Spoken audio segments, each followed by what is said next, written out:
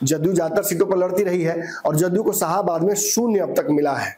तो ऐसे में चिराग पासवान सीधे सीधे नीतीश कुमार को आंख दिखाने की कोशिश कर भी रहे हैं। अब की बार बहुजन तैयार और इस बार नेतृत्व हमारा होगा। अंदर के सूत्र ये कहते हैं कि 35 सीटों पर चिराग पासवान मान जाएंगे, लेकिन इतनी सीटें एनडीए के पास नहीं है। चिराग पासवान जी उस सोच को 21वीं सदी की भाषा, हिम्मत और मेहनत के साथ आगे बढ़ा रहे हैं। नोरमा ग्रुप, जो सोचता है वो करता है, आपके अपने सपनों का आशियाना। नमस्कार, भारत लाइव देख रहे हैं आप। देखिए, बिहार में 29 तारीख एक बहुत बड़ा दिन होने जा रहा है। आने वाले 2 दिनों में बिहार में एक ऐसी रैली होने वाली है जिसमें एनडीए को या तो पूरा फायदा होने वाला है या एनडीए की समस्याएं बढ़ने वाली हैं। आपको पहले से ही पता है कि एनडीए के सीटों का समझौता अब तक नहीं हो पाया है। जहां बिहार में अलग अलग तरह के कयास लगाए जा रहे थे, वहीं चिराग पासवान ने बयान दिया है कि इसमें जो कयास जिसको लगाना लगा ले, अभी तक सीटों की बातचीत नहीं हुई है। रही बात अंदरूनी खबरों की, तो चिराग पासवान और जदयू के बीच पेच फंस चुका है। इस पेच को निकालने में या इसे रास्ते पर लाने में अब तक किसी भी नेता को सफलता नहीं मिली है।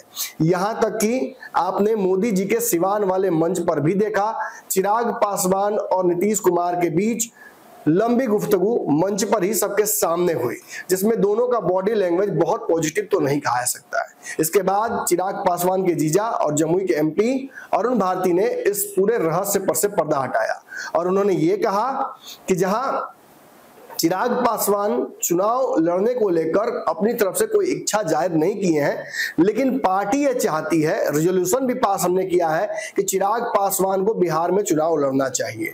चिराग बिहार आना चाहते हैं, उन्होंने ये कई बार कहा है, लेकिन चुनाव लड़ने की इच्छा उन्होंने कम से कम 2025 में अपने मुंह से तो नहीं कही है।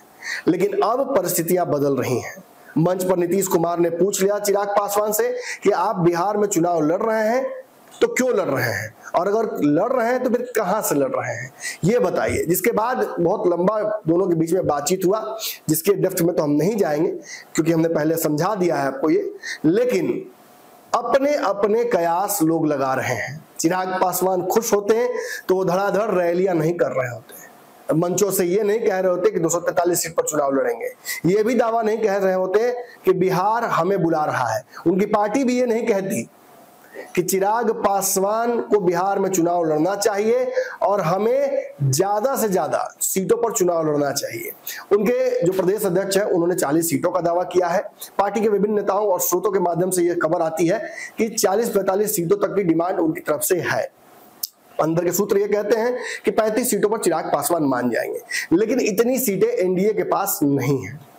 खासतौर पे तब जब एनडीए में दलों की संख्या और बढ़ाने की ओर भाजपा सोच रही है।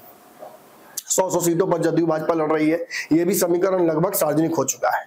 ऐसे में जो बचती हैं 43 सीटें, इसमें मांझी, कुशवाहा और चिराग पासवान का एडजस्ट कर पाना कम से कम चिराग पासवान के 35 सीटों के बाद तो संभव नहीं हो पाएगा। तो क्या होगा, देखिए आगे चल के तो ये सब कुछ स्पष्ट होगा ही, क्योंकि अगस्त के पहले हफ्ते में सीटों का समीकरण तय हो जाएगा, ऐसा एनडीए के सूत्र और कई नेता खुलकर कह चुके हैं। तो आखिर चिराग पासवान क्या करेंगे? देखिए, शाहाबाद की सफल रैली के बाद, शक्ति प्रदर्शन के बाद, चिराग पासवान ने शाहाबाद की 22 सीटों में से 11 सीटों पर दावा कर दिया। उनकी पार्टी के सूत्र बताते हैं कि 8 सीट तो कम से कम वो चाह ही रहे हैं। ऐसे में उन 8 सीटों में जदयू ज्यादातर सीटों पर लड़ती रही है और जदयू को शाहाबाद में 0 अब तक मिला है। तो ऐसे में चिराग पासवान सीधे सीधे नीतीश कुमार को आंख दिखाने की कोशिश कर भी रहे हैं और ये भी कहने की कोशिश करके आपसे नहीं होगा, आप हमें दे दीजिए। अब उनकी नजर मगध और नालंदा की ओर बढ़ी है, जहां राजगीर में उनका एक कार्यक्रम है, जिस समागम के माध्यम से वो बहुजनों को अपनी तरफ आकर्षित करना चाह रहे हैं। बहुजन वोट बिहार में चिराग पासवान के पास है, ये सर्वे में भी लगातार सामने आ रहा है। हाल ही में लोकसभा में 5 सीटें वो लड़े और 5 सीटों पर रिकॉर्ड मार्जिन से उनकी जीत इस बात को चिक चिक कर कह रही है कि चिराग पासवान बिहार में स्थापित हो चुके हैं। अपने पिता के बाद उन्होंने गद्दी संभाल ली है। लेकिन क्या ये बात जदयू भाजपा मान रही है? देखिए, जदयू भाजपा अगर ये बात मान रही होती तो आज इतने तल्ख तरीके से यह रैली नहीं हो रही होती, खासतौर पर तब जब ये तय हो चुका है, संजय झा के घर पर दिल्ली में जो बैठक हुई थी उसमें यह तय हो गया था कि कोई भी पार्टी अकेले रैली या कार्यक्रम नहीं करेगी। चुनाव तक हम एकजुट होकर एक मंच पर रहेंगे। जहां भाजपा अपनी रैलियों में सबको जगह दे रही है, वहीं चिराग पासवान अपनी ढपली अपना राग, और साथ ही उपेंद्र कुशवाहा भी उसी दिन 29 तारीख को गया में अपनी ढपली अपना राग, अपना एक अलग ही संविधान सुधार कार्यक्रम रैली कर रहे हैं। दोनों शक्ति प्रदर्शन करने वाले हैं, दोनों एक ही दिन करने वाले हैं, आसपास करने वाले हैं। ऐसे में इसे किस तरह से लिया जाए? देखिए, अगर जानकार सूत्रों और पार्टी के इनसाइडर्स की बात करें तो ये सीधे सीधे प्लान करके किया गया कार्यक्रम है। दोनों दलों को ये पहले से पता था कि 29 तारीख को एक दूसरे का कार्यक्रम है, और फिर भी दोनों ने आसपास ही कार्यक्रम करने की तैयारी की। इसका कहीं ना कहीं सीधा सीधा फलसफा यही है कि जो बची हुई 43 सीटें हैं, इसमें जितनी ज्यादा सीटें जो ले सके वही दावेदारी प्रस्तुत की जा रही है। जदयू भाजपा ने ऐसी परिस्थिति पैदा कर दी है जिसमें जो बाकी बचे 3 दल हैं वो आपस में ही लड़कर सीटों की दावेदारी और अपनी ताकत का एक तरह से हवाला दे, शक्ति प्रदर्शन करे, और जो जितने पानी में होगा उतनी सीटें उसको मिल जाएंगी। ये एक तरीके का इन छोटे दलों के बीच में रिंग रॉबिन जो फाइट कहा जाता है वो कराने की तैयारी है। खैर, चिराग पासवान क्या इस रिंग रॉबिन फाइट में फंसना चाहेंगे? देखिए, अगर चिराग पासवान के पिछले चुनाव की परिपक्वता या हाल के जो उनके बयान है उस आधार पर देखा जाए तो ये लग रहा है कि चिराग पासवान इस झमेले में फंसेंगे नहीं। उन्होंने साफ तौर पर यह इशारा कर दिया है कि इस बार दलित नेतृत्व होना ही चाहिए। आपको याद होगा जब अमित शाह की बैठक हुई थी दिल्ली में, जिसमें अलग अलग मीडिया हाउसेस से और पत्रकारों से उन्होंने बातचीत की थी, तो बिहार से मैं भी रिप्रेजेंट करने गया था। मैंने अमित शाह से यही सवाल पूछा था कि बिहार, उत्तर प्रदेश, झारखंड या बंगाल या गोवा, किस राज्य में आप दलित मुख्यमंत्री देने की सोच रहे हैं?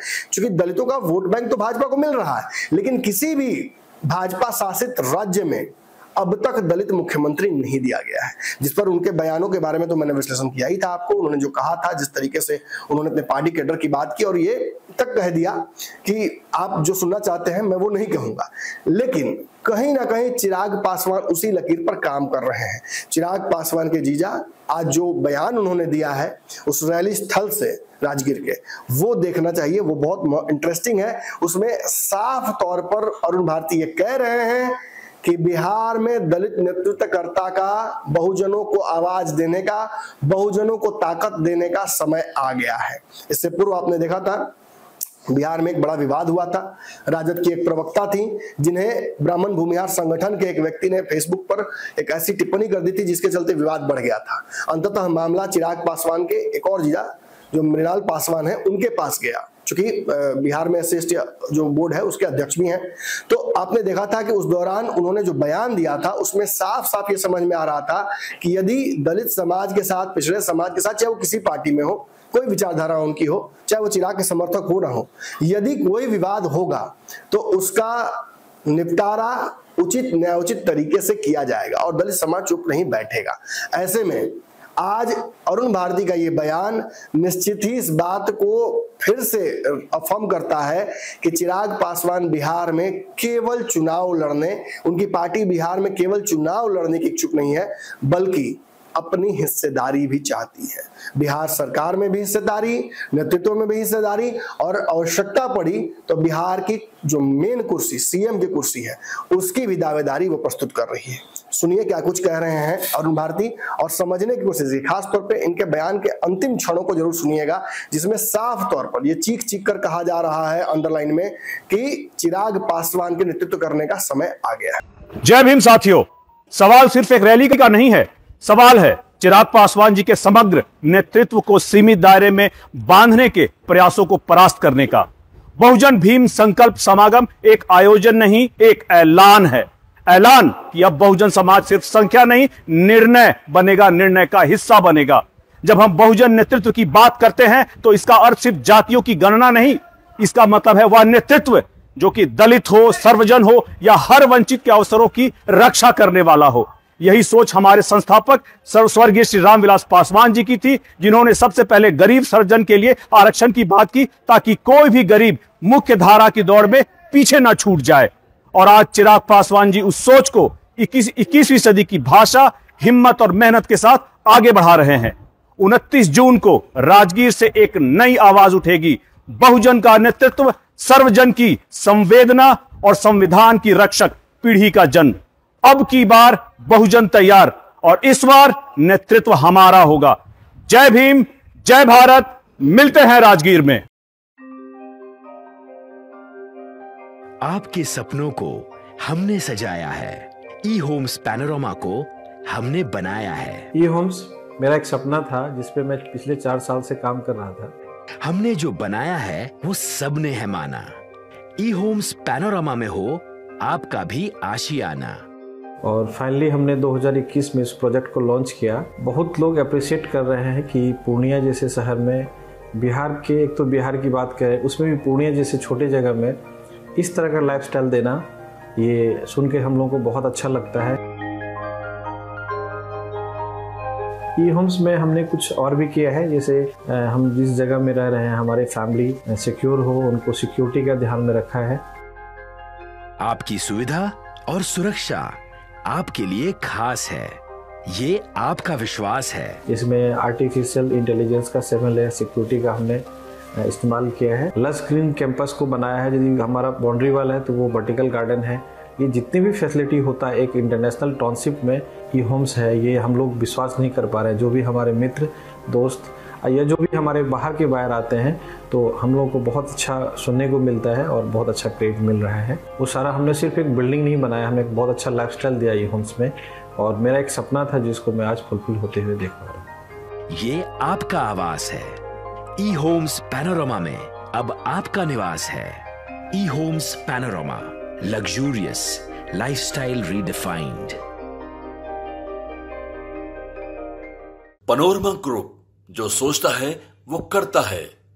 अगर ये वीडियो पसंद आई और वह बिहार के राजनीति और बिहारियत से सरोकार रखेनी तो सब्सक्राइब बटन दबा के चैनल के सब्सक्राइब कर ली। ओजे एगो घंटी बा, ओकरा बटन दबा देला से कुल सटीक और मारक खबर रुआ मुफ्त में मिल जाई।